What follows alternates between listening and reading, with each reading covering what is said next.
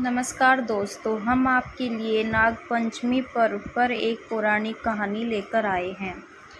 एक समय की बात है, किसी गांव में एक सेठ जी अपने 7 पुत्रों के साथ रहते थे। उन सातों का विवाह हो चुका था। उनके सबसे छोटे पुत्र की पत्नी श्रेष्ठ चरित्र की विदुषी और सुशील थी। उसका कोई भाई नहीं था।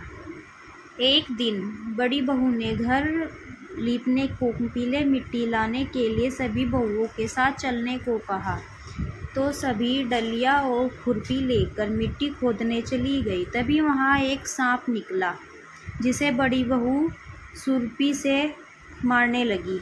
ये देखकर छोटी बहू ने उसे रोकने को कहा, मत मारो इसे, ये बेचारा तो निरपराध है। तो बड़ी बहू ने उसे नहीं मारा। तब सांप एक ओर जाकर बैठ गया।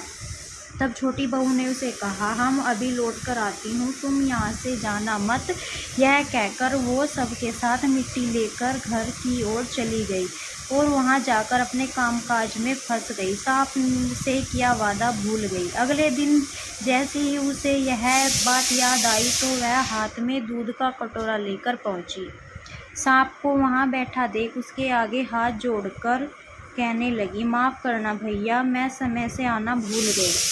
ये सुनकर सांप बोला, तू भैया कह चुकी है, इसलिए तुझे छोड़ देता हूँ, नहीं तो झूठी बात कहने के कारण तुझे अभी डस लेता। वो बोली, भैया मुझसे भूल हो गई, उसकी मैं आपसे क्षमा मांगती हूँ।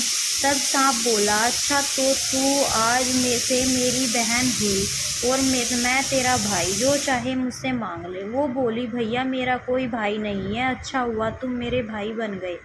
कुछ दिन बीत जाने के बाद वो सांप मनुष्य का रूप लेकर उसके घर आ गया और बोला मेरी बहन को मेरे साथ भेज दो। सबने बोला, इसका तो कोई भाई नहीं था, अब अचानक तुम कहाँ से आ गए। तब सर्प बोला, मैं इसके दूर के रिश्ते का भाई हूँ, बचपन से परदेश में कमाने चला गया था। उसके विश्वास दिलाने पर घर के सभी लोगों ने छोटी बहू को उसके साथ भेज दिया। तब उसने रास्ते में छोटी बहू को बताया कि मैं तुम्हारा भाई सांप हूँ, इसलिए तुम डरो नहीं और जहाँ चलने में दिक्कत हो वहाँ मेरी पूँछ पकड़ लेना। छोटी बहू ने उसके कहे अनुसार ही किया और इस प्रकार वो उसे साथ साथ नागलोक पहुँच गई।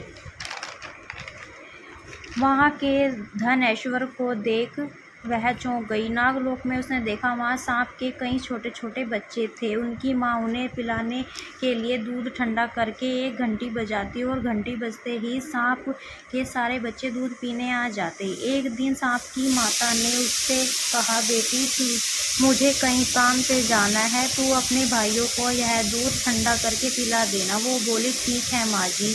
ऐसा कहकर सांप माता वहाँ से चली गई और सब छोटी बहू ने दूध गर्म किया और जल्दबाजी में घंटी बजा दी। गर्म दूध पीने से सांपों के बच्चों के मुंह जल गए। ये देखकर सांप की माता बहुत गुस्सा हुई, परंतु सांप के समझाने पर वह शांत हो गई। तब सांप ने कहा, बहन अब मैं तुम्हें तुम्हारे घर छोड़ आता हूँ। तब सांप और उसकी माता ने उसे बहुत सारा सोना चांदी वस्त्र आभूषण देकर उसे घर पहुँचा दिया। इतना सारा धन धान्य देखकर बड़ी बहू को बहुत ईर्ष्या हुई और बोली, तेरा भाई तो बहुत धनवान है, इतना सारा धन दिया है तो इसे झाड़ने के लिए झाड़ू भी दे देता। सांप ने बड़ी बहू की यह बात सुन ली। उसने उस सारे धन दौलत की झाड़ने के लिए सोने का एक झाड़ू भी दे दिया। जब वह घर से जाने लगा तो उसने हीरो की मणियों का एक हार भी दिया, जिसे हार की प्रशंसा दूर दूर तक होने लगी। जैसे ही उस देश की रानी ने उस हार की प्रशंसा सुनी तो वह राजा से बोली, सेठ की छोटी बहू का वो हार मुझे चाहिए राजा जी। राजा ने मंत्रियों को हुक्म दिया कि उससे वो हार लेकर शीघ्र उपस्थित हो। मंत्री ने सेठ से जाकर कहा कि महारानी छोटी बहू का हार पहनेगी, वो उसे लेकर मुझे दे दो। सेठ जी ने डर के कारण हार मांगकर दे दिया। छोटी बहू को ये बात बहुत बुरी लगी। उसने अपने सांप भाई को याद किया और प्रार्थना करने लगी। उधर दूसरी ओर जैसे ही रानी ने वो हार पहना तो रानी के गले में डालते ही हार सांप बन गया। ये देखकर रानी जोर से चीख पड़ी और हार उतारकर फेंक दिया। यह देखकर राजा ने सेठ को खबर भेजी कि छोटी बहू को तुरंत उपस्थित करें। सेठ जी डर गए कि राजा ना जाने क्या कहेगा।